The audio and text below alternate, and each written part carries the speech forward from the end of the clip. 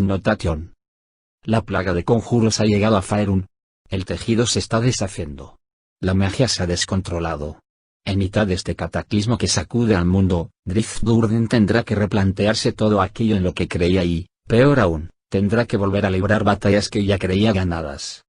El Rey Fantasma. Transiciones N indicador ordinal masculino 3. La plaga de conjuros ha llegado a Faerun. El tejido se está deshaciendo. La magia se ha descontrolado. En mitad de este cataclismo que sacude al mundo, Driftburden tendrá que replantearse todo aquello en lo que creía y, peor aún, tendrá que volver a librar batallas que ya creía ganadas. Título original, The Ghost King traductor, Emma Fondevila copyright 2009, R. A. Salvatore copyright 2010, Timon más colección, Reinos Olvidados ISBN, 9784448037963 generado con Quality EPUB v0.23r. A. Salvatore. El Rey Fantasma. Especial-image 1 replace-me. Etimumas. Saga Transiciones y Adiane, por supuesto, el amor de mi vida, junto a quien he recorrido todos estos años una trayectoria de vida y de sueños. Pero hay alguien más que merece mi agradecimiento por este libro, en realidad, son 5 los que lo merecen.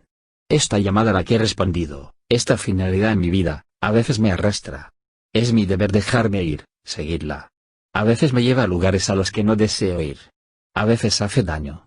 Cuando en una época terrible de mi vida acabé Mortalis, el cuarto libro de mi serie Las Guerras Demoníacas, declaré que esperaba no tener que volver a escribir un libro como ese, aunque lo consideraba lo mejor que había escrito jamás, no tener que volver nunca a ese tenebroso lugar. Cuando empecé El Rey Fantasma, supe que tenía que volver a él. Estos personajes, estos amigos de 20 años, me lo exigían. Así, tuve que pasar los últimos meses viendo 3 vídeos, canciones de mi pasado, de la banda y la cantante que me han acompañado durante casi toda la vida.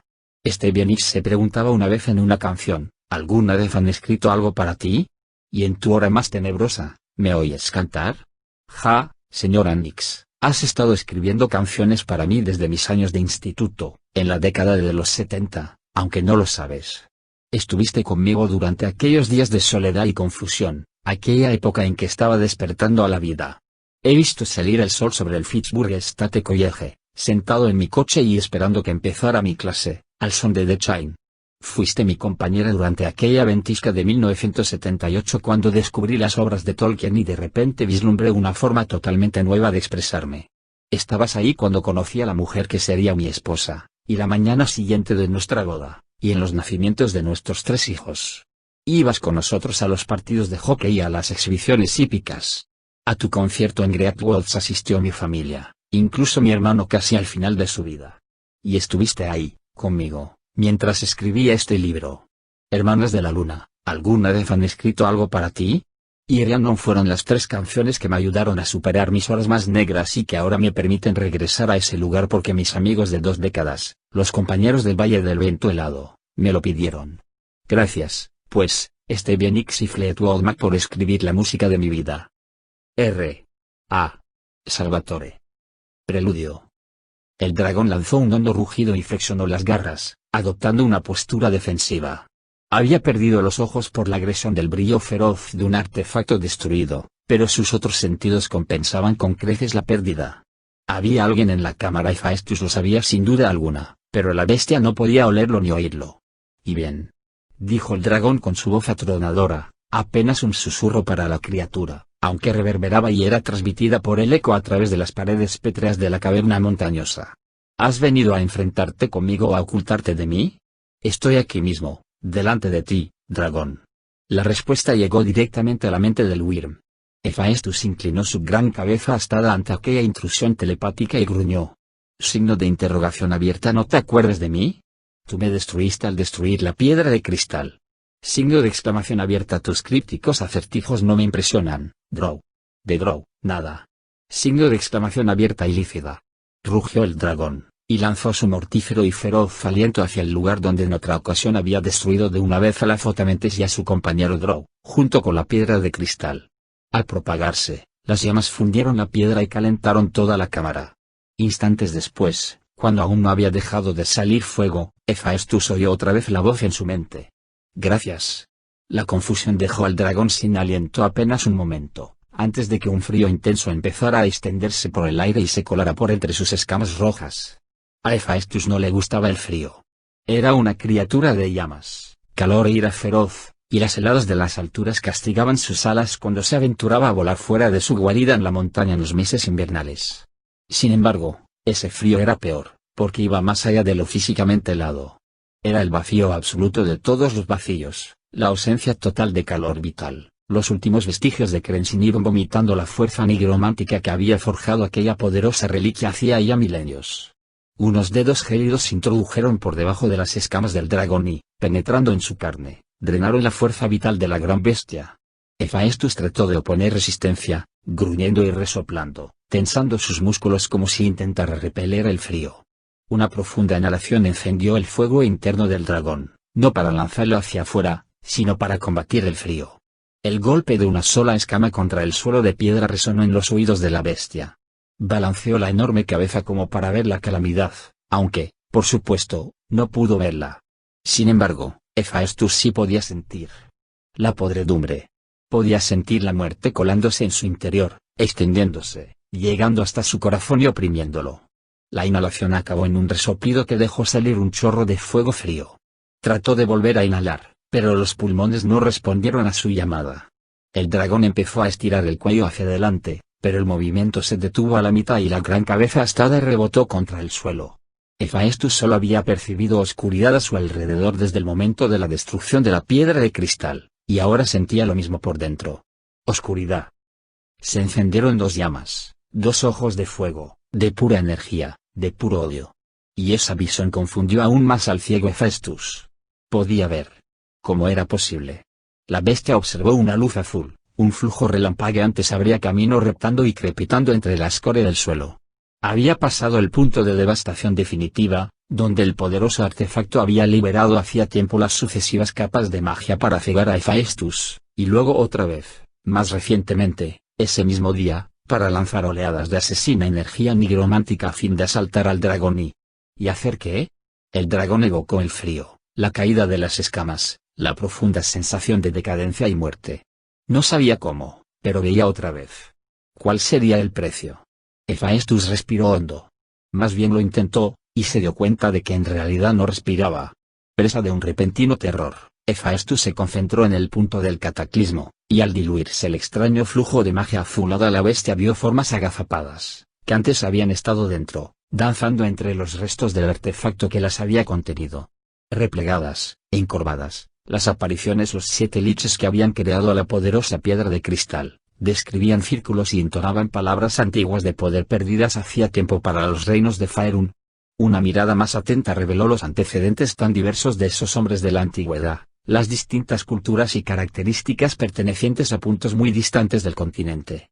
Sin embargo, desde lejos, parecían todas ellas un corro de criaturas grises muy semejantes, vestidas con harapos de los que se desprendía una niebla gris a cada movimiento, la fuerza vital del artefacto sensible. Pero habían sido destruidas con la primera explosión de la piedra de cristal. La bestia no alzó la enorme cabeza que remataba el extremo de su cuello serpentino para sembrar una catástrofe entre los no muertos. Se limitó a observar y a sopesar. Tomó nota de la cadencia y el tono, y reconoció su desesperación. Querían volver a su morada, volver a Crensinibon, a la piedra de cristal. El dragón, curioso y aterrado, posó su mirada en aquel continente vacío, en el que antes fue un poderoso artefacto que él había aniquilado inadvertidamente a costa de sus propios ojos. Y se dio cuenta de que lo había destruido por segunda vez. Aunque él no lo supiera, quedaba poder residual en la piedra de cristal, y cuando la lícida de cabeza rodeada de tentáculos lo había provocado, Hephaestus había lanzado llamaradas que una vez más atacaron la piedra de cristal. Balanceó la cabeza a un lado y a otro. La rabia se apoderó aún más del dragón. Una repulsión llena de horror que pasó instantáneamente del desánimo más atroz a una furia sin límites. Porque prácticamente había perdido sus grandes y hermosas escamas de un rojo reluciente, que ahora yacían esparcidas por el suelo.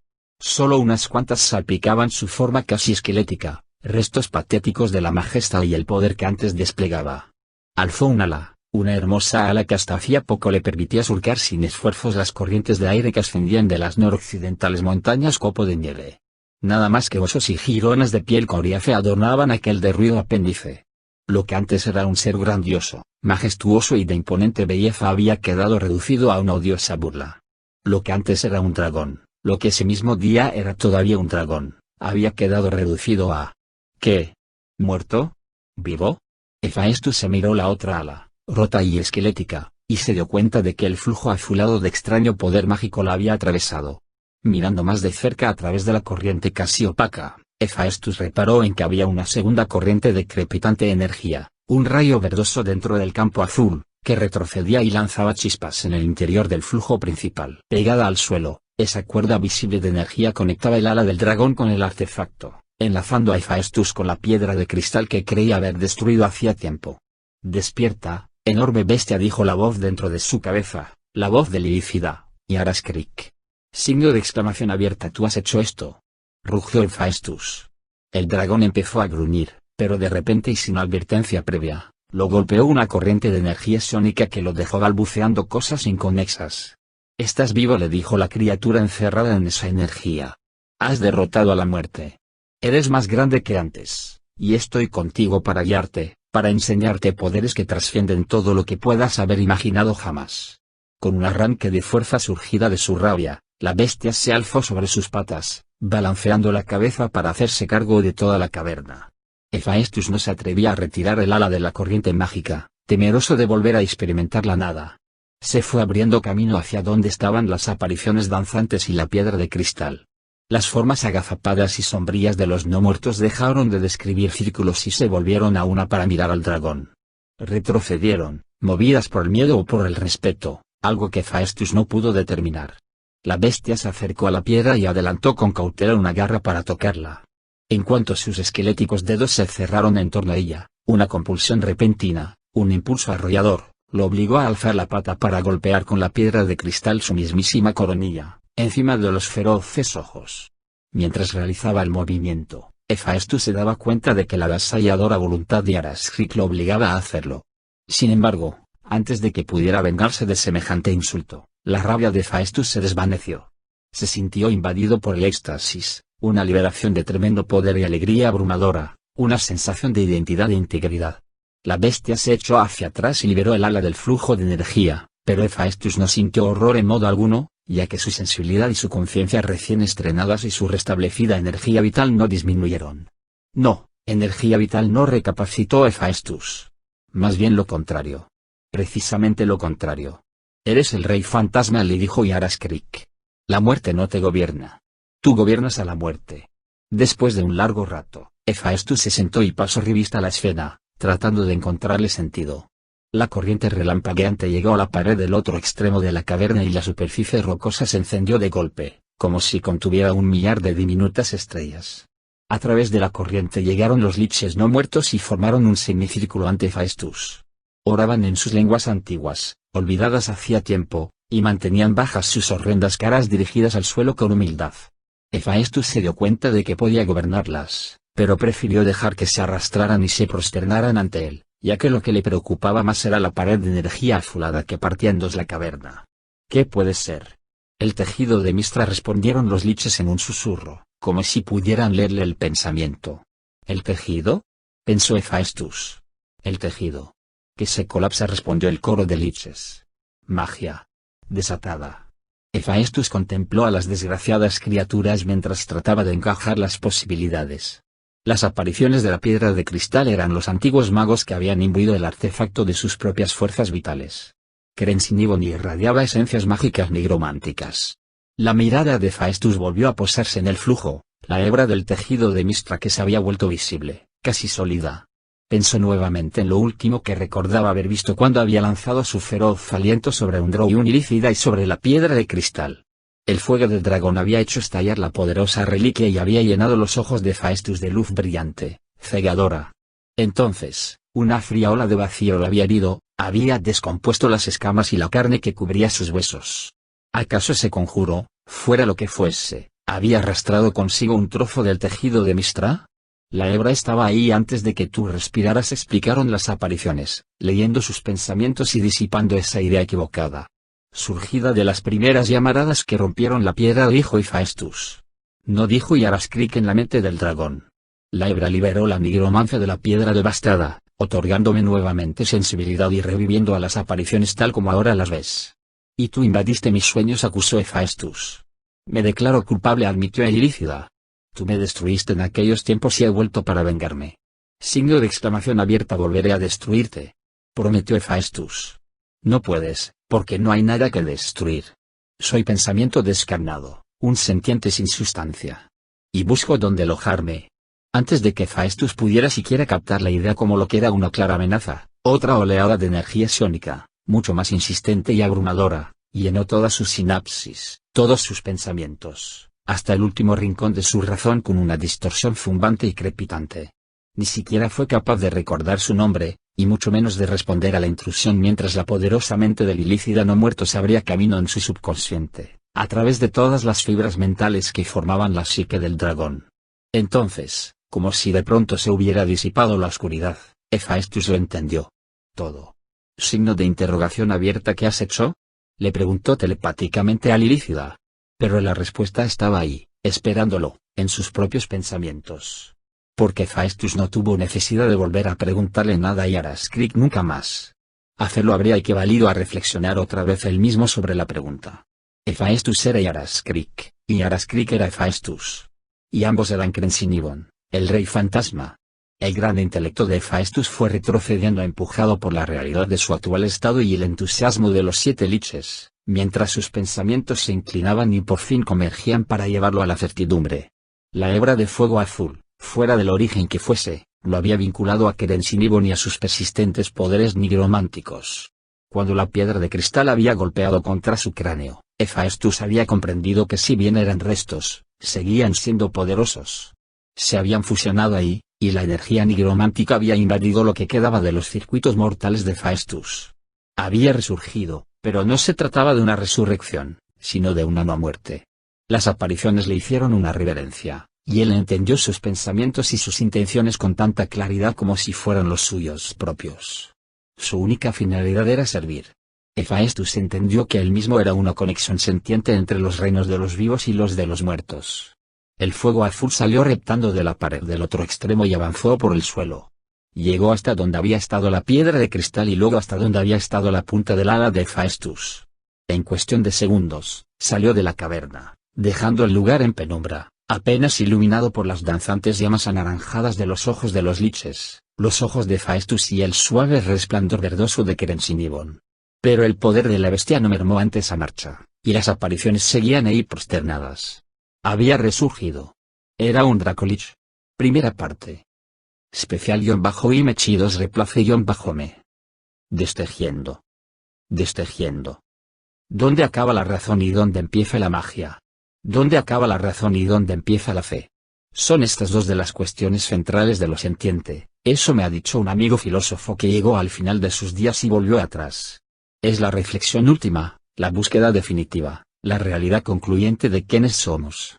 Vivir es morir, y saber que lo harás, y preguntarse, siempre preguntarse. Esta verdad es la base de espíritu elevado, una catedral, una biblioteca, un lugar de culto y de razonamiento, de debate y de filosofía. Sus piedras fueron decolocadas por la fe y por la magia, sus paredes se construyeron a base de asombro y de esperanza, su techo está sostenido por la razón. Allí Caderly Bonaduce se adentra en las profundidades y exige de sus muchos visitantes, devotos y eruditos, que no rehuyan las mayores preguntas de la existencia, y que no se protejan ni ataquen a otros con un dogma irracional. Actualmente, el mundo está enzarzado en un feroz debate, un verdadero enfrentamiento entre la razón y el dogma. ¿Somos solo un capricho de los dioses o el resultado de un proceso armónico? ¿Eternos o mortales? Y si somos lo primero, ¿cuál es la relación de aquello que existe para siempre, el alma, con eso otro que sabemos que se han de comer los gusanos? ¿En qué sentido pueden avanzar la conciencia y el espíritu, el conocimiento de nosotros mismos y barra o la pérdida de individualidad en el estado de comunión con todo lo demás? ¿Cuál es la relación entre lo que tiene respuesta y lo que no la tiene, y a dónde puede llevarnos si lo primero aumenta a expensas de lo segundo? Por supuesto, el simple hecho de formular estas preguntas plantea posibilidades perturbadoras para mucha gente, actos de herejía punible para otros, y de hecho hasta el mismísimo Caderly me confesó una vez que la vida sería más sencilla si nos limitáramos a aceptar lo que es y lo que existe en el presente. No se me escapa la ironía de su historia. Uno de los sacerdotes más destacados de Deneir, el joven Caderly, seguía mostrándose escéptico incluso sobre la existencia del Dios al que servía. Realmente era un sacerdote agnóstico, pero tocado con poderes divinos. De haber rendido culto a cualquier otro Dios que no fuese de Neir, cuyos mismísimos principios alientan la indagación, probablemente el joven Caderly no habría encontrado jamás esos poderes para curar o para invocar la ira de su deidad. Actualmente, confía más en la eternidad y en la posibilidad de algún cielo de Neirano, pero sigue cuestionando, sigue buscando. En espíritu elevado, muchas verdades leyes del mundo en su conjunto, incluso de los cielos, son sometidas a estudio e indagación. Con humildad y coraje, los eruditos que ahí acuden sacan a la luz detalles del plan de nuestra realidad, cuestionan los modelos del multiverso y las normas por las que se rige. De hecho, reorientan nuestra comprensión misma de Toril y de su relación con la luna y las estrellas del cielo. Muchos califican ese acto de herejía, una exploración peligrosa de los reinos del conocimiento que debería estar reservada a los dioses, a seres más elevados que nosotros.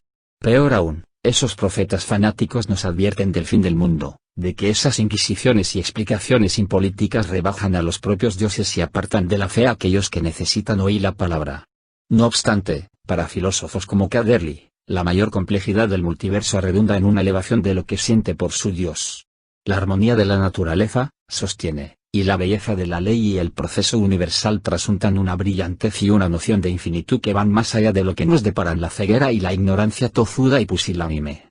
Para la mente inquisitiva de Caderly, la ley divina que sustenta el sistema observado supera con mucho las supersticiones del plano material. Advierto lo opuesto en Katy Bray en su aprendizaje y comprensión progresivos de la magia. A ella la magia la conforta, según dice, porque no puede explicarse. La fuerza de su fe y su espiritualidad aumentan a la par que su destreza mágica. Tener ante uno lo que simplemente es, lo que no tiene explicación, sin artificio ni réplica, es la esencia de la fe. Yo no sé si Mielikki existe. No sé si alguno de los dioses es real, o si son seres de verdad, si les interesa o no el devenir cotidiano de un solitario elfo oscuro. Los preceptos de Mielikki y la moralidad, el sentido de comunidad y de servicio y el aprecio por la vida, son reales para mí, están en mi corazón. Ya estaban ahí antes de que encontrara a Mielikki, un nombre que darles, y seguirían estándolo aunque me dieran pruebas contundentes de que no hay un ser real, una manifestación física de esos preceptos. Actuamos movidos por el temor al castigo, o por lo que nos pide el corazón. Para mí es lo segundo, y desearía que así fuese para todos los adultos, aunque sé por amarga experiencia que no suele ser ese el caso. Actuar de una manera capaz de catapultarnos a uno u otro cielo podría parecer obvio para un dios, para cualquier dios, porque si nuestro corazón no está en armonía con el creador de ese cielo, entonces, ¿qué sentido tiene? Es por eso por lo que saludo a Caderly y a sus indagadores, que dejan de lado lo etéreo, las respuestas fáciles, y ascienden con valentía hacia la sinceridad y la belleza de una mayor armonía. Mientras los numerosos pueblos de Faerun se afanan en sus quehaceres diarios y avanzan hacia el fin de sus respectivas vidas, se advierte una vacilación mucho mayor en las palabras que fluyen de espíritu elevado, incluso resentimiento y sabotaje. El viaje personal de Caderly para explorar el cosmos dentro de las fronteras de su propio y considerable intelecto, sin duda, favorecerá el miedo, especialmente del concepto más básico y aterrador de todos, la muerte.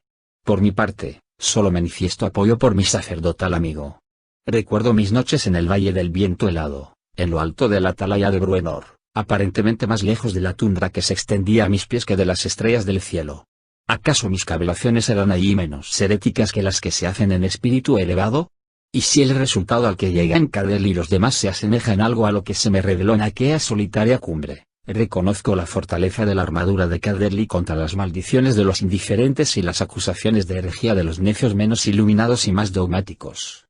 Mi viaje a las estrellas, entre las estrellas, en comunión con las estrellas, fue una experiencia de contento absoluto, de goce sin límites, el momento de la existencia más apacible que haya conocido jamás. Y el más poderoso, porque en ese estado de comunión con el universo que me rodeaba, yo, Driftdurden, pasaba por un dios. Driftdurden. Capítulo 1. Incursión en los sueños de un drow. Te encontraré, drow. Los ojos del elfo oscuro se abrieron de golpe y rápidamente adaptó sus aguzados sentidos al entorno físico. La voz seguía sonando clara en su mente, invadiendo su momento de tranquila ensoñación. Conocía la voz y le transmitía una imagen perfectamente nítida de una catástrofe, guardada entre los recuerdos que tenía de una década y media antes. Se ajustó el parche del ojo y se pasó una mano por la rasurada cabeza, tratando de encontrarle sentido a aquello. No podía ser.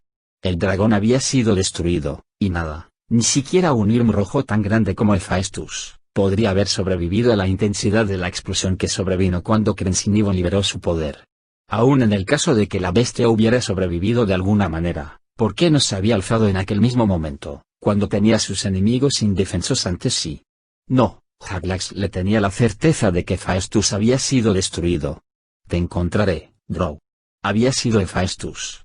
La intromisión telepática en la ensoñación de Harlax le la había transmitido con toda claridad la imagen del gran dragón.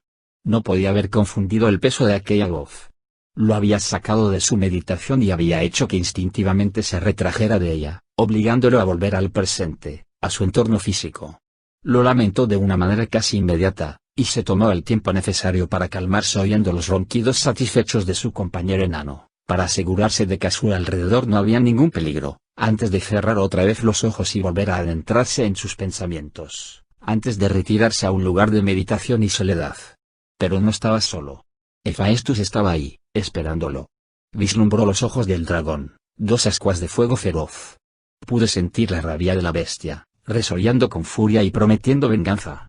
Un gruñido de satisfacción resonó en la mente de Harlaxle, la expresión de un depredador que, por fin, tenía su presa a tiro. El dragón lo había encontrado de manera telepática, pero, ¿significaba esto que sabía dónde estaba físicamente? Harlaxle se sintió invadido por el pánico, por una confusión momentánea. Alzó la mano y se tocó el parche del ojo, que Skria llevaba sobre el izquierdo. Su magia debería haber impedido la intrusión de Hephaestus, debería haber protegido al Drow de cualquier escudriñamiento o contacto telepático no deseados. Sin embargo, aquello no era fruto de su imaginación. Hephaestus estaba con él. Te encontraré, Drow volvió a amenazar el dragón. Te encontraré, de modo que todavía no lo había encontrado. Harlax le alzó sus defensas, negándose a pensar en su paradero actual al darse cuenta de por qué Hephaestus seguía repitiendo su declaración. El dragón quería que él pensara en el lugar donde se encontraba para que la bestia pudiera así llegar a conocerlo. Llenó su mente con imágenes de la ciudad de Luzcan, de Kalimport, de la Antípoda Oscura. El principal lugarteniente de Harlaxle en su poderosa banda de mercenarios era un consumado psiónico, y le había enseñado todo tipo de tretas y defensas mentales. Harlaxle puso en juego todos esos conocimientos. El gruñido de Hephaestus, transmitido por medios psiónicos, pasó de la satisfacción a la frustración y arrancó a Harlaxle una risita. No puedes rehuirme, insistió el dragón. Signo de interrogación abierta. ¿No estás muerto? Signo de exclamación abierta. Te encontraré, Drow. Entonces, volveré a matarte. La respuesta displicente de Harlaxle desató la ira de la bestia tal como él había esperado, y esa emoción le hizo perder momentáneamente el control, que era lo que Harlaxle necesitaba. Se enfrentó a esa ira con un muro de rechazo, obligando a Hephaestus a abandonar sus pensamientos. Se cambió el parche al ojo derecho para activar el artilugio con ese contacto y exacerbar su poder protector. Últimamente sucedía eso con muchos de sus chismes mágicos. Algo le estaba sucediendo al mundo en su conjunto, al tejido de Mystra. King Muriel le había advertido que tuviera cuidado con el uso de la magia, pues con demasiada frecuencia los conjuros, incluso los más simples, tenían consecuencias desastrosas. El parche del ojo cumplió su cometido, sin embargo, y combinado con las ingeniosas tretas y defensas instauradas por Harlaxle, hizo que Hephaestus quedara excluido de su subconsciente. Otra vez con los ojos abiertos, el Drow pasó revista a su pequeño campamento. Él y Atrogat estaban al norte de Mirabar. Todavía no había salido el sol, pero por el este el cielo empezaba a filtrar el resplandor que antecede al amanecer. Los dos tenían concertado para esa misma mañana un encuentro clandestino con el Marchion el Astul de Mirabar, para cerrar un acuerdo comercial entre aquel egoísta gobernante y la ciudad costera de Luzcan. O, para ser más precisos, entre el Astul y Bregandaerte, la banda mercenaria, y cada vez más mercantil, de Harlaxle. Bregandaerte usaba la ciudad de Luzcan como conexión con el mundo de la superficie, intercambiando bienes de la Antípoda Oscura por artefactos de los reinos del exterior, transportando valiosas y exóticas chucherías entre la ciudad-estado Drow de Menzoberranzan y Luzcan.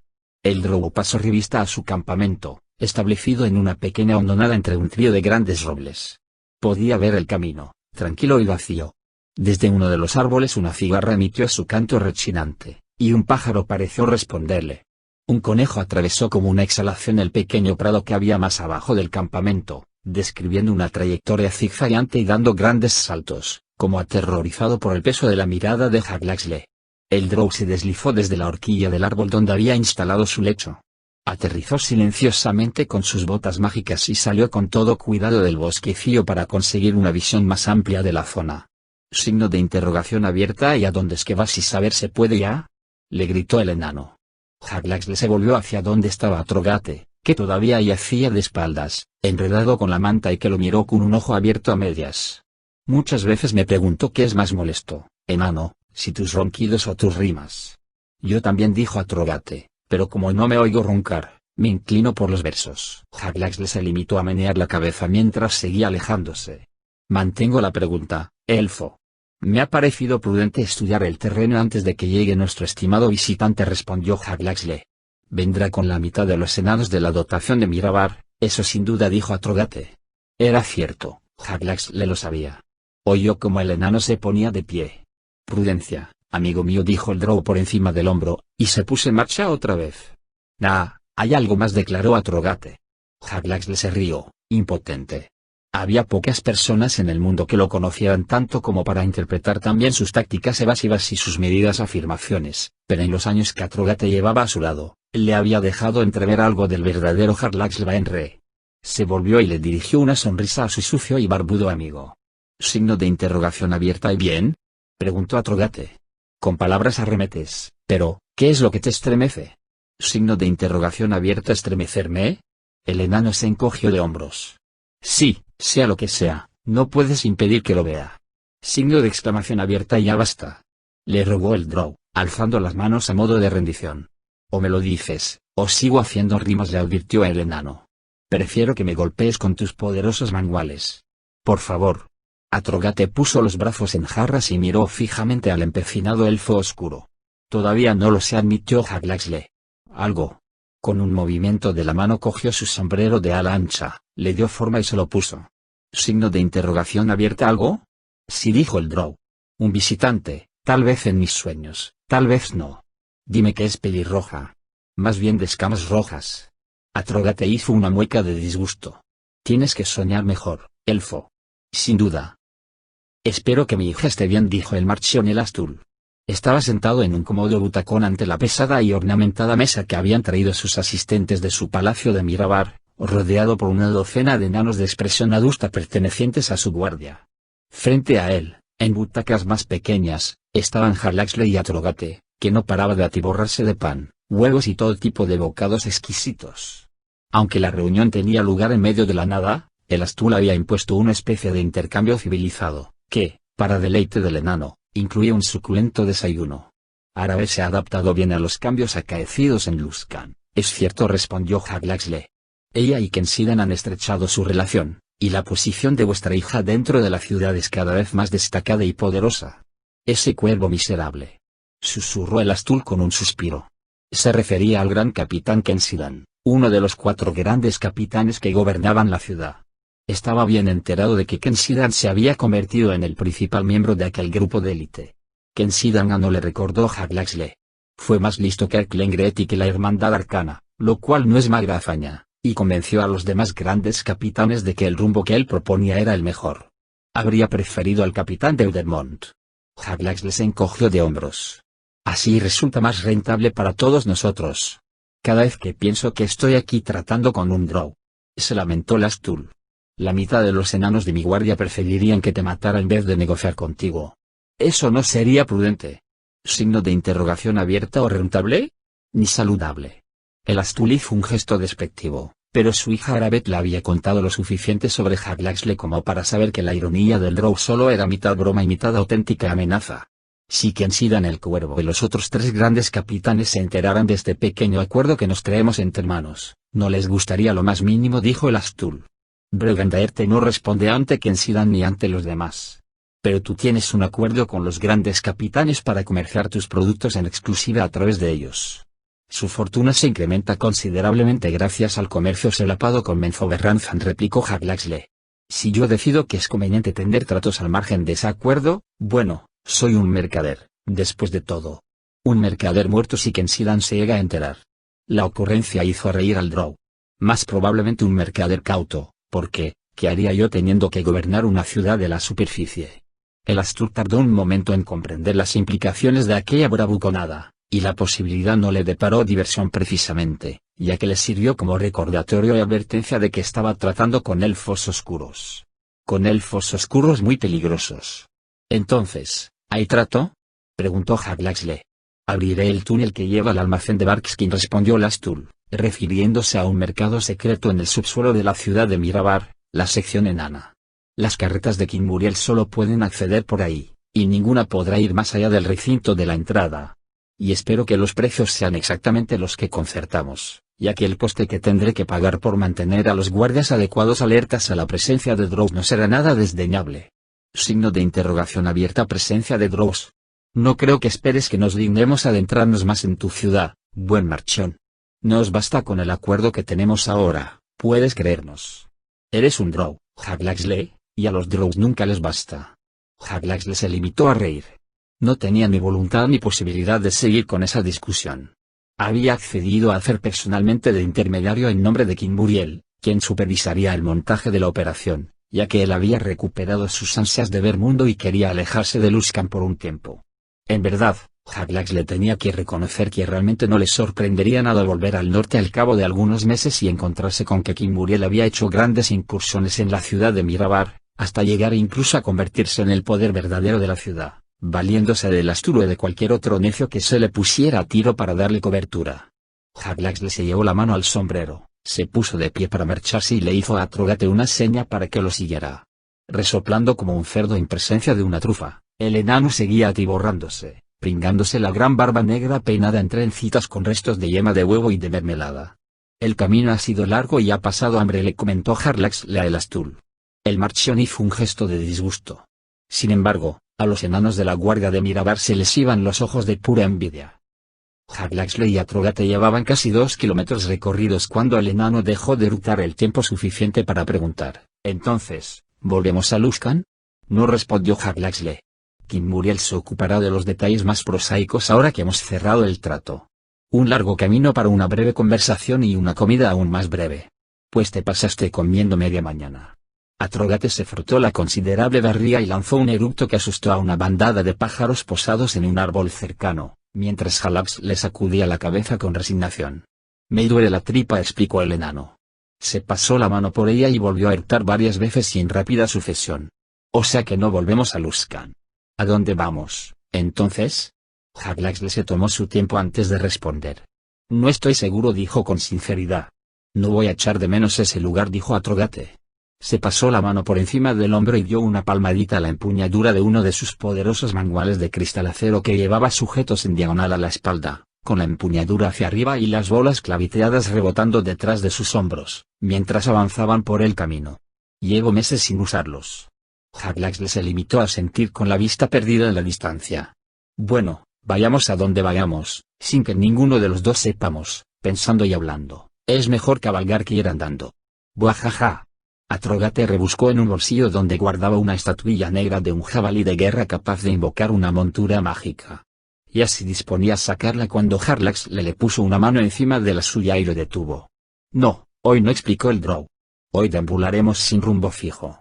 Signo de exclamación abierta. Va, necesito un viajecito movido para echar unos cuantos eructos, maldito elfo. Hoy caminaremos, le dijo Haglaxle en un tono que no admitía réplica. Atrogate lo miró con desconfianza. Entonces, ¿no te interesa saber a dónde iremos esta vez? El Drow miró en derredor estudiando el áspero terreno y se frotó la aguzada barbilla. Pronto, prometió. Signo de exclamación abierta. Va. Podríamos haber vuelto a Mirabar para llevarnos más comida. Sin embargo, Atrogate palideció al terminar, algo realmente raro en el rudo enano, porque Haglaxle le echó una mirada asesina, como para recordarle sin la menor duda quién era el jefe y quién el secuaz. Signo de exclamación abierta. Buen día para caminar, exclamó Atrogate, y acabó con un descomunal eructo. Acamparon a unos cuantos kilómetros al nordeste del campo donde se habían reunido con el marchión el Astur, en un pequeño cerro rodeado de árboles bajos y achaparrados, muchos de ellos secos y otros casi sin hojas. Por debajo del cerro, al oeste, se veían las ruinas desoladas de una antigua granja, o tal vez de una pequeña aldea, al otro lado de un campo rocoso salpicado de piedras planas cortadas. La mayor parte estaban caídas, pero quedaban algunas plantadas de canto, lo que llevó a Atrogath a farfullar algo sobre un antiguo cementerio. Eso, o un pabellón, replicó Jarlaxle sin darle la menor importancia. Selene estaba en el cielo, jugando al escondite con las abundantes nubes de escasa envergadura que pasaban por encima de sus cabezas. Bajo la pálida luz, Atrogath no tardó en empezar a roncar felizmente, mientras que a Jarlaxle la idea de sumirse en estado de ensoñación no le resultaba nada halagüeña. Estuvo observando mientras las sombras se iban empequeñeciendo bajo la luz de la luna hasta casi desaparecer y luego se estiraban hacia el este, al pasar Selene por encima de su cabeza y empezar su declinación hacia el oeste. El cansancio comenzó a apoderarse de él, pero estuvo resistiéndose un buen rato. Al fin, el Drow se reconvino por su estupidez. No podía permanecer despierto y alerta siempre. Se recostó contra un árbol muerto, una silueta retorcida cuya sombra parecía el esqueleto de un hombre con los brazos alzados hacia los dioses en actitud implorante. Jarlaxle no se subió a él porque no confiaba en que pudiera soportar su peso. En lugar de eso, permaneció de pie, apoyado contra el rugoso tronco. Dejó que su mente se apartara de cuanto lo rodeaba y se replegara hacia adentro. Recuerdos y sensaciones se fundieron en el suave torbellino de la ensoñación. Notó los latidos de su propio corazón, el torrente de la sangre circulando por sus venas. Sintió los ritmos del mundo, como una apacible respiración, bajo sus pies, y se entregó a la sensación de una conexión con la tierra, como si hubiera echado profundas raíces en la roca. Al mismo tiempo, experimentó una especie de ingravidez, como si estuviera flotando, y la maravillosa relajación de la ensoñación invadiendo su mente y su cuerpo. Solo así se sentía libre. La ensoñación era su refugio. Te encontraré, Drow. Hephaestus estaba ahí con él, esperándolo. En su mente, Jarlaxle volvió a ver los feroces ojos de la bestia, y sintió el aliento abrasador y el odio más abrasador aún. Vete. No tengo ninguna cuenta pendiente contigo, le contestó el elfo oscuro silenciosamente. Signo de exclamación abierta. No he olvidado. Fue tu propio aliento el que destruyó la piedra, le recordó Jarlaxle a la criatura. Gracias a tus artimañas, astuto Drow. No he olvidado. Me dejaste ciego, me debilitaste, me destruiste. Eso último le resultó extraño a Jarlaxle, no solo porque el dragón evidentemente no había sido destruido, sino porque tuvo la clara sensación de que no era Hephaestus quien se estaba comunicando con él. Sin embargo, era Hephaestus. Otra imagen se coló en los pensamientos del Drow, la de una criatura de cabeza bulbosa cuyos tentáculos se agitaban amenazadores desde la cara. Te conozco, te encontraré, prosiguió el dragón. Me robaste los placeres de la vida y de la carne. Me privaste del disfrute del dulce sabor de los alimentos y el placer del tacto. Entonces, el dragón está muerto, pensó Jarlaxle. Signo de exclamación abierta. Yo no. Él. La voz que parecía la de Hephaestus sonó de forma atronadora en su mente. Yo estaba ciego y dormía en la oscuridad. Demasiado inteligente para la muerte. Piensa en los enemigos que te has ganado, Drow. Piensa que un rey te encontrará. Te ha encontrado ya. Esa última idea lo asaltó con tanta ferocidad y con implicaciones tan terribles que sacó a Jarlaxle del estado de ensoñación. Miró a su alrededor, frenético, como si esperara que un dragón se lanzara sobre él y fundiera su campamento con la tierra mediante una explosión de feroz aliento, o que un ilícida se materializara y lo hiciera volar por los aires con su energía psiónica, de manera que su mente quedaría deshecha sin remisión. Sin embargo, la noche era apacible bajo la pálida luz lunar. Demasiado apacible, según le pareció a Jarlaxle, tanto como ante la presencia sigilosa de un depredador. ¿Dónde estaban las ranas, las aves nocturnas, los escarabajos? Algo se movió al oeste y llamó la atención del Drow. Recorrió el campo con la vista, buscando el origen del movimiento. Tal vez se trataba de algún roedor. Pero no vio nada, salvo el movimiento desigual de la hierba danzando bajo la luz de la luna al ritmo de la suave brisa nocturna. Otro movimiento, y Jarlaxle estudió las piedras abandonadas sembradas en el campo. Llevó la mano hasta el parche que cubría su ojo y lo levantó para poder enfocar mejor. Al otro lado del campo, había una figura sombría, agazapada, que meneaba la cabeza y hacía señas con los brazos. Pensó que no era un hombre vivo, sino un fantasma, o un espectro, o un lich. En el espacio abierto que los separaba, se movió una piedra caída, y otra que estaba de pie se inclinó cambiando de ángulo. Jarlaxle dio un paso hacia los antiguos túmulos. La luna desapareció detrás de una oscura nube y la noche se hizo más profunda. Pero Jarlaxle era una criatura de la antípoda oscura, dotada de ojos capaces de ver bajo aquella escasísima claridad. En las cavernas sin luz de las profundidades, Una mancha de líquen luminoso podía relucir para él como una antorcha encendida. Incluso en esos momentos, cuando la luna se había escondido, vio que aquella piedra volvía a moverse levísimamente, como si algo estuviera socavando el terreno bajo su base. Un cementerio. Musitó, dándose cuenta por fin de que las piedras eran lápidas, y comprendiendo lo que había dicho antes Atrogate. Mientras, la luna se asomó de nuevo e iluminó el campo. Algo se retorcía en la tierra, junto a la piedra que se había movido. Una mano esquelética. Un extraño relámpago azul verdoso crepitó a ras de suelo y dejó surcos en el campo. Bajo esa luz, Harlaxle pudo ver que más piedras se removían y que el suelo se transformaba en un hervidero. «Te he encontrado», Drow susurró la bestia en los pensamientos de Harlaxle. «Atrogate», dijo Harlaxle en voz baja. «Despierta, buen enano». El enano roncó, tosió, eructó y se puso de lado, dándole la espalda. Harlaxle sacó una ballesta de mano del soporte que llevaba al cinto y tensó hábilmente la cuerda con el pulgar mientras se movía. Imaginó un tipo particular de proyectil, romo y pesado, y el bolsillo mágico que tenía junto al soporte lo hizo afluir a la mano que él tendía. «Despierta, buen enano», dijo otra vez sin apartar la mirada del campo, donde un brazo esquelético trataba de asir el aire cerca de la lápida inclinada. Al ver que Atrogate no respondía, Harlaxle le apuntó la ballesta y pulsó el disparador. Signo de exclamación abierta. «Rayos, ¿a qué viene esto?», dijo el enano, que había dado un respingo cuando el proyectil lo había golpeado en el trasero. Atrogate se dio la vuelta y se agitó como un cangrejo patas arriba, pero finalmente se puso de pie de un salto. Empezó a dar saltitos y vueltas adelante y atrás con las piernas dobladas, mientras se frotaba las doloridas nalgas. Signo de interrogación abierta. «¿Qué es lo que pasa, elfo?», preguntó por fin. «¿Qué armas tanto ruido como para despertar a los muertos?», respondió Harlaxle, señalando por encima del hombro del enano al campo sembrado de piedras. Atrogate se volvió de un salto. «Veo todo oscuro», dijo. No bien lo hubo dicho, no solo asomó la luna entre las nubes, sino que otro extraño rayo relámpago surcó el campo como si hubieran lanzado sobre él una red de energía. Bajo la luz, se presentaron esqueletos enteros liberados de sus tumbas, que avanzaban arrastrando los pies hacia el cerro rodeado de árboles. Signo de exclamación abierta. «Creo que vienen a por nosotros», bramó Atrogate. «Y parecen un poco hambrientos». «Más que un poco. Buajaja. Yo diría que muertos de hambre». «Salgamos pitando de aquí», dijo el Drow. Rebuscó en su bolsillo y sacó una estatuilla de obsidiana que representaba un caballo junto con una especie de llamaradas en torno a los cascos. Atrogate asintió e hizo lo propio, sacando la estatuilla del jabalí.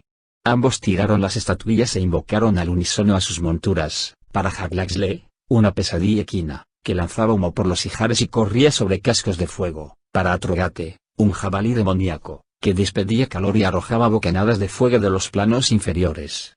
Harlaxle fue el primero en montar y girar a su montura para que corriera libremente, pero miró por encima del hombro y vio que el enano cogía sus manguales, saltaba sobre el jabalí y lo lanzaba entre gruñidos directamente hacia el cementerio.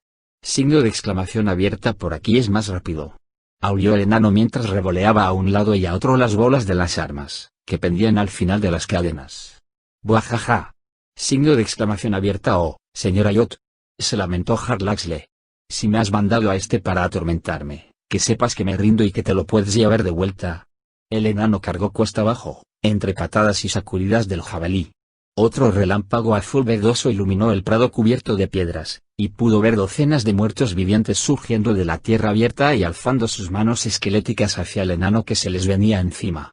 Atrogate bramó todavía más fuerte y apretó las poderosas piernas contra los flancos del jabalí demoníaco. El animal, al parecer no menos desquiciado que su barbudo jinete, cargó de lleno contra la horda andante, y el enano empezó a atizar con los manguales a su alrededor. Con sus potentes golpes, las armas machacaron huesos, desprendieron dedos y brazos extendidos, y rompieron costillas. El jabalí en que iba montado aplastaba con sus patas a los irracionales muertos vivientes que se acercaban ávidamente. Atrogate clavó los talones en los flancos del animal demoníaco, que dio un salto a lo alto y descargó el fuego de los planos inferiores.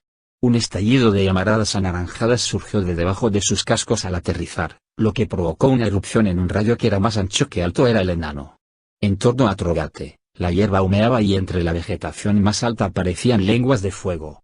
Aunque las llamas prendían en los esqueletos más próximos, no parecían disuadir ni lo más mínimo a los que venían detrás.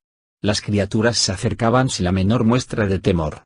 Un golpe dado desde arriba por el enano con uno de sus manguales alcanzó un cráneo, este estalló y se convirtió en una nube de polvo blanco. Llevó el otro mangual de atrás hacia adelante y arrancó limpiamente 3 brazos esqueléticos tendidos hacia él. Los esqueletos no parecieron darse cuenta, y seguían avanzando, más y más. Atrogate rugió con todas sus fuerzas al verse presionado y aumentó la furia de sus golpes. No necesitaba hacer puntería. No habría errado ningún golpe ni siquiera proponiéndoselo. Los dedos trataban de asirlo y las calaveras le tiraban mordiscos. Entonces, el jabalí aulló de dolor. Saltó y lanzó otro círculo llameante, pero los esqueletos, implacables, no se detenían ante el fuego que ennegrecía sus piernas. Unos dedos sarmentosos se cerraron sobre el animal, que empezó a retorcerse en un imparable frenesí, y Atrogate salió despedido con fuerza. Aunque superó la primera línea de esqueletos, aún no había acabado de caer cuando muchos más se abalanzaron sobre él. A Jarlaxle no le gustaba nada ese tipo de lucha. La mayor parte de su repertorio de batalla, tanto mágico como físico, estaba pensado para desorientar, para confundir y para mantener en vilo al adversario. A un esqueleto descerebrado o a un zombi era imposible confundirlos. Con un gran suspiro, Jarlaxle le arrancó la gran pluma de su sombrero, la arrojó al suelo y transmitió órdenes al elemento mágico en un idioma arcano. Casi de inmediato, con una gran humareda, la pluma se transformó en una ave gigantesca incapaz de volar, en una diatrima de 3 metros de altura y con un cuello tan grueso como el pecho de un hombre corpulento. Respondiendo a las órdenes telepáticas del Drow, la monstruosa ave se lanzó al campo golpeando a diestro y siniestro a los no muertos con sus cortas alas, y destrozándolos con su poderoso pico. El ave se abrió camino entre la horda de muertos vivientes, dando patadas, golpes y picotazos a mansalva. Cada ataque despedazaba a un esqueleto o hacía polvo un cráneo. No obstante, cada vez eran más los que salían de la tierra removida, para clavar sus garras. Al lado del cerro, Jarlaxle se puso un anillo con displicencia y sacó una varita del bolsillo. Apuntó con su anillo, y la magia de este extendió y aumentó su impacto muchas veces, abriendo un sendero de fuerza entre las filas más próximas de esqueletos. Saltaron osos en todas direcciones. Un segundo golpe hizo trizas a otros 3 que trataban de acercársele por el flanco izquierdo. Una vez asegurado el espacio inmediato, el Drow alzó la varita y utilizó sus poderes para producir un estallido de luz resplandeciente, caliente y mágica, que sembró una devastación definitiva entre los no muertos. A diferencia de las llamas del jabalí mágico, la luz de la varita era algo que no podía pasar desapercibido a los esqueletos. Mientras que el fuego podía chamuscar sus huesos, producirles quizá alguna leve herida, la luz mágica los golpeaba en el centro mismo de la magia que los había animado, contrarrestando la energía negativa que había hecho que resurgieran de la tumba. Jarlaxle centró el estallido en el lugar donde había caído Atrogate, y el esperado grito de sorpresa y de dolor del enano, dolor producido por el ardor en los ojos, le sonó al Drow a música celestial. No pudo por menos que reírse cuando el enano surgió finalmente de entre el chasquido de los esqueletos que se desplomaban. Sin embargo, la batalla no estaba ganada ni mucho menos. Más y más esqueletos seguían levantándose y avanzando. El jabalí del enano había desaparecido, muerto por la horda. La magia de la estatuilla tardaría horas en poder producir otra criatura. También el ave de Jarlaxle había caído víctima de unos dedos desgarradores que la estaban despedazando. El Drow se llevó la mano a la cinta del sombrero, donde estaba empezando a crecer una nueva pluma, pero deberían pasar varios días antes de que pudiera invocar otra diatrima. Atrogate se dio la vuelta como si estuviera dispuesto a embestir a otro grupo de esqueletos. Signo de exclamación abierta, vuelve aquí. Le gritó Jarlaxle. Signo de exclamación abierta, todavía hay más que matar, elfo. Respondió el enano, frotándose aún los doloridos ojos. Entonces, te dejaré para que te destrocen. Signo de exclamación abierta, me estás pidiendo que abandone un combate, el gritó Atrogate mientras sus manguales pulverizaban otro esqueleto que quería agarrarlo con sus manos. Tal vez la magia que levantó a estas criaturas también te despierte convertido en un zombi, dijo Jarlaxle, que volvió la cabalgadura para dirigirla hacia el cerro. Un instante después, el Drow oyó farfullar a Atrogate mientras éste se acercaba. El enano iba que echaba chispas mientras sostenía la estatuilla de ónice del jabalí y hablaba entre dientes. No puedes invocar otra montura en este momento, le recordó Jarlaxle, tendiéndole una mano a la que el otro se cogió. El enano se acomodó detrás del Drow, sobre el lomo del corcel, y Jarlaxle acicateó al animal, que salió como una exhalación dejando a los esqueletos muy atrás. Cabalgaron duro, luego con un poco más de tranquilidad, Y el enano empezó a reír entre dientes. Signo de exclamación abierta. No te fastidia, exclamó Harlaxle. Atrogate rompió a reír a carcajadas. Signo de interrogación abierta. ¿Qué pasa?, preguntó Harlaxle, pero no podía perder tiempo en mirar hacia atrás, y Atrogate parecía demasiado divertido como para responder como era debido. Cuando por fin llegaron a un lugar donde podían detenerse sin peligro, Harlaxle paró abruptamente la cabalgadura y se dio la vuelta. Ahí estaba Atrogate, rojo de tanto reír y sosteniendo un antebrazo y una mano esquelética que seguía tratando de asir el aire. Harlaxle desmontó de un salto, y al ver que el enano no lo seguía inmediatamente, despidió al corcel haciendo que Atrogate cayera al suelo en medio de un torbellino insustancial de humo negro. A pesar de todo, el enano seguía riendo mientras daba golpes en el suelo con los pies, terriblemente divertido por la visión del brazo esquelético animado. Signo de exclamación abierta. ¿Quieres deshacerte de una vez de esa maldita cosa?, le dijo Harlaxle. Atrogate lo miró con incredulidad. Pensaba que tenías más imaginación, elfo, dijo. El enano se levantó de un salto y se quitó el pesado pectoral. En cuanto se hubo liberado de él, echó hacia atrás la mano con la que sostenía el esquelético despojo y dio un gran suspiro de alivio cuando los descarnados dedos le rascaron la espalda. Signo de interrogación abierta. ¿Cuánto tiempo crees que vivirá? Espero que más que tú, replicó el drow, cerrando los ojos y meneando la cabeza con desesperación. Supongo que no demasiado tiempo. Signo de exclamación abierta. Guajaja, exclamó Atrogate con voz ronca. Y luego, la próxima vez que nos enfrentemos a semejantes criaturas confío en que sigas mi ejemplo, le dijo Harlaxle a Atrogate por la mañana, mientras el enano seguía perdiendo el tiempo con su macabro juguete. Signo de interrogación abierta. ¿La próxima vez? ¿Qué me cuentas, elfo? No fue un encuentro aleatorio, admitió el drow. Ya van 2 veces que me visita en mi ensoñación una bestia a la que creía haber destruido y que, no sé cómo, ha trascendido la muerte. Signo de interrogación abierta. ¿Una bestia que hizo revivir a esos esqueletos? Un gran dragón, explicó Harlaxle, hacia el sur y... El drow hizo una pausa. No estaba demasiado seguro de dónde se encontraba la guarida de Hephaestus. Había estado ahí, pero teletransportado por la magia. Recordaba el aspecto general de esa región lejana, pero no los detalles, aunque pensó en alguien que seguramente conocería el lugar. Cerca de las montañas Copo de Nieve, añadió. Un gran dragón que, según parece, puede recorrer con el pensamiento cientos de kilómetros. Signo de interrogación abierta. ¿Crees que tenemos que seguir huyendo? Harlaxle negó con la cabeza. Se me ocurren algunos grandes poderes a los que puedo recurrir para derrotar a esa criatura. Signo de exclamación abierta. Vaya, fue el comentario del enano. Solo tengo que convencerlos de que no nos maten primero a nosotros. Signo de exclamación abierta. Vaya. De hecho, dijo el drow, se trata de un poderoso sacerdote llamado Caderly, un elegido de su dios, que prometió que me mataría si me atrevía a volver. Signo de exclamación abierta. Vaya. Pero encontraré la forma. Eso expresas y eso esperas. Confío en que el que lo pague yo no sea. Harlaxle le echó una mirada asesina. Signo de exclamación abierta. O sea que no puedes volver a donde quieres, aunque no se me viene por qué ir a donde solo es un dragón es lo que vieres. La mirada asesina se convirtió en un gruñido. Lo sé, dijo Atrogate.